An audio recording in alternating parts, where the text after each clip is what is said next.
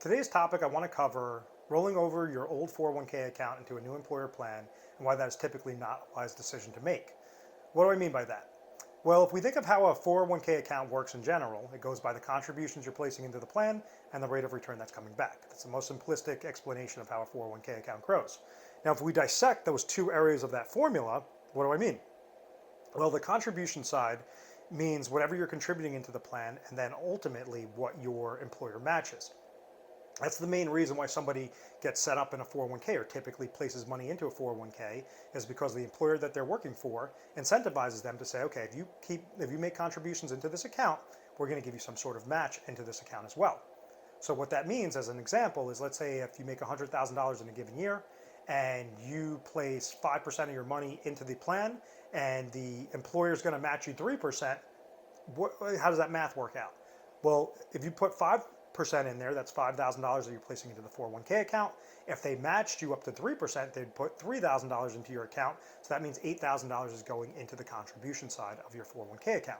So typically it's wise to say, okay, whatever the match is, that's how much I want to contribute into this 401k account. Anything beyond that, that's where you could leverage different types of accounts to make sure that you're growing your monies most effectively, most efficiently.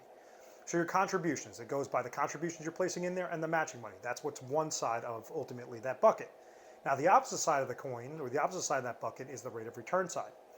That rate of return could either be positive or negative, and it's based on the different investment options that you choose, the different allocation strategies that you choose within those investment options of your 401k account.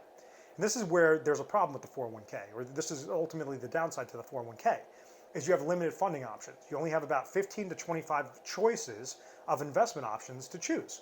So there's only so much juice that you could squeeze out of it. If you're a more moderate investor, there's only so many moderate funds that you have in there. If you're a more aggressive investor, there's only so many aggressive funds that you can invest in there. Or let's say you only want to have a fixed account. Maybe you might just have one stable value fund that's available in that 401k account. So if, let's say we take the example where somebody was working for their employer, they were making contributions, they were getting matching money, and they tied their investments to the market, and they were allocated properly, and their account was growing. And now we fast forward, and let's say the person stops working for that company. Well, what happens? That old 401k is now sitting in an old 401k. It's sitting with that previous employer. The parts of the formula is contributions and rate of return equals the account balance. If you're no longer working for that employer, there's no longer contributions going into that bucket. You can't contribute into the bucket, and the employer is not going to be giving you any matching money into the bucket. So now you have to rely solely on that rate of return. The downside to the 401k, which I just mentioned, is are those limited funding options, those limited investment options. So there's only so much juice, so much growth that you could have with that bucket. It's now only going off of that one side, the rate of return side, which is based on the limited options. So you could either leave it in that old 401k account, or you could go and roll it into the new employer plan. The reason why that's a detriment is when you go and you place those monies into the new employer plan, nothing changes regarding the contribution and how that contribution side works. So if you had $0 in your new employer 401k account and you decide to put 5% of your salary, and let's say you're making 100 grand again, put 5% of your salary in there, and let's say the new employer plan is giving you a 5% match instead of a 3% match, well, you would have put in $5,000. The company would have matched you $5,000. $10,000 would be a contribution. It didn't matter if you had $100,000 in that new employer plan or if you had $0 in that new employer plan. That match is always based on whatever you're contributing. So that contribution goes by a year-by-year basis. So that's where when you go and you roll your money over into the new employer plan, you're subject to those limited funding options, those limited investment options, that 15 to 25 different eggs in your basket to choose, because your rate of return, what's going to determine how large your employer plan is going to be, is based on their investment options, based on the allocation that you're choosing. So once again, there's three main aspects to it. There's three main areas that you could do, or three main strategies that you could do. You could leave it in your old employer plan, which are subject to this rate of return. You could place it into the new employer plan, which doesn't really do anything for you because you're still subject to only that rate of return side on the limited fund. Or you could go and roll that over into a customized IRA account or multiple IRA accounts.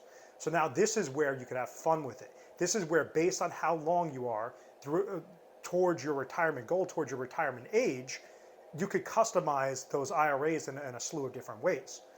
There's a rule of thumb that I always say, there's a three-thing scenario. So if somebody's nearing retirement, they're currently retired, how to stay retired forever, they have to make sure that three main areas are covered. The first thing is they have to create an income strategy. The second thing is they want to make sure that they have ample amount of emergency funds available in case of an oh my gosh moment was to occur. And then the third thing is a growth related strategy. Whatever they don't use up for their income related strategy and their emergency needs, they could go and create some sort of growth strategy. That's ultimately, fund monies or an inflation based strategy. So with an IRA, you have thousands of different options to choose. Instead of when you're subject to a 401k account, you only have those 15 to 25 different eggs in your basket to choose.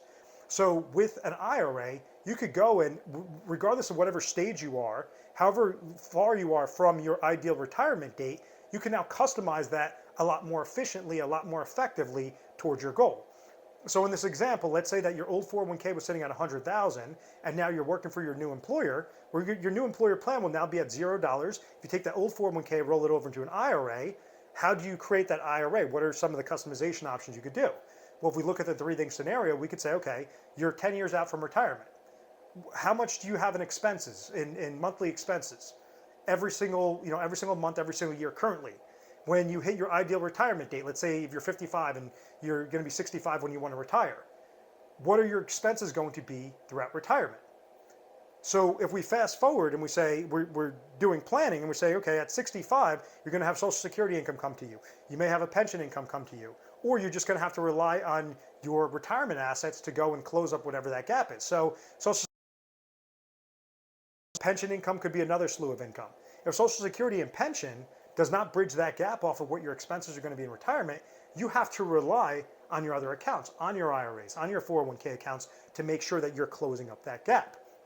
So what an individual could do is go and create an IRA that's customized, that's going to turn on an income stream at that person's age 65. Whatever they don't use up to create that specific strategy or to create that specific goal, now they have leftover monies for step 2 emergency needs and step 3 growth/inflationary needs. If let's say somebody already is completely fine because they know, just a random example, let's say that at age 65 somebody's going to inherit a bunch of money, or their spouse has a bunch of money coming in through a pension plan and they have joint income options on the pension plan. So that old 401k account, somebody just wants to leverage it towards growth.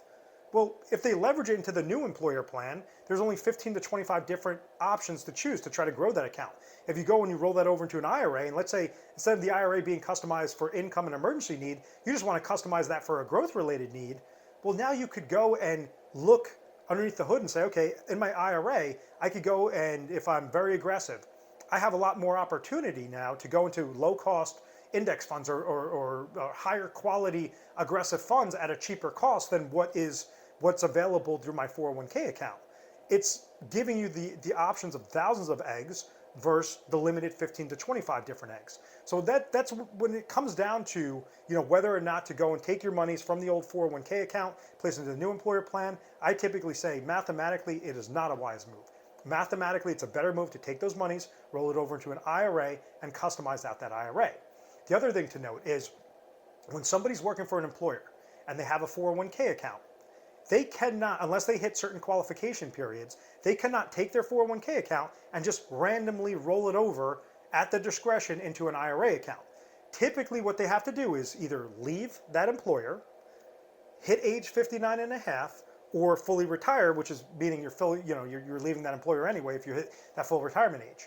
So if you were working for a previous employer and now you're no longer working for that employer, you just hit one of the qualifications. That 401k account is now sitting on the sideline. You could take that old 401k money and roll it over. The new employer plan, you can't start contributing to that new employer plan, then take the monies and try to roll it into the IRA. You have the opportunity with the old employer plan to roll it over into the IRA and make sure it's customized and make sure that you're tailoring it specifically to what your needs are. If you found value in this video and you'd like to speak with a specialist and show you the different techniques, to show you the different ways on how to effectively and efficiently leverage your old 401k account, rolling that over into an IRA or multiple IRAs, or just ultimately looking at your situation, see where you are, your point A, make sure that you're in good hands, analyze what your current accounts are. If there's some better efficiencies you could do with your current accounts, look at your point B. What is your ideal retirement date? Can you get from point A to point B successfully? If you can, if there's slight tweaks that you have to make, what are those exact strategies? What do you have to do? And then from point B until, as morbid as it might sound, date of death. How to make sure that you're getting from your ideal retirement date until your date of death. How How do you make sure that you have more than enough income coming to you when you're no longer working, when you're hitting that retirement stage? You're going to have your income is going to be greater than or equal to your expenses. That's going to be your safety net. That you have ample amount of emergency needs in case of an oh my gosh moment was to occur. That's step 2. And then step 3 is the cherry on top. Those are the fun monies. Okay, I have this excess money sitting with my old 401k. I have this excess money sitting with my old IRAs. I want to go and put a portion of these dollars and be very aggressive and grow them with the market. I want to put a portion of these dollars and be very conservative, put them in the best fixed related opportunities or the best fixed index related opportunities. That's the power that you have when you have your old 401k accounts kind of sitting on the sidelines, making sure that you could go and leverage them, customize them, put them in IRAs, and have it work for you. Don't just leave it on the sidelines. Don't just put it out of sight, out of mind. The main problem that individuals have is they create portfolios. They don't create plans. The object to make sure that you're going to have, or really the most important aspect with retirement planning is making sure that you have a plan, not a portfolio, not just okay, I'm going to throw random darts at a wall and hope that something sticks. Be calculated with your approach, because it could be the difference of saving thousands of more dollars in your pocket, having many more years, much more fun throughout your retirement than saying, okay, I retired at age 65 and I ran my well dry and I didn't have the proper strategy and now I have to go back to work either part-time or full-time when I'm in my 70s. That's a nightmare scenario. That's typically what people absolutely hate doing, and that's why it's so important to make sure that you have your bases covered with your proper retirement strategy. If you found value in this video, feel free to give our 1-800 number a call. It's 1-800-566-1002. And make sure to subscribe to our YouTube channel, Retire Sharp, so you could have access to the most updated videos. Thanks so much, guys.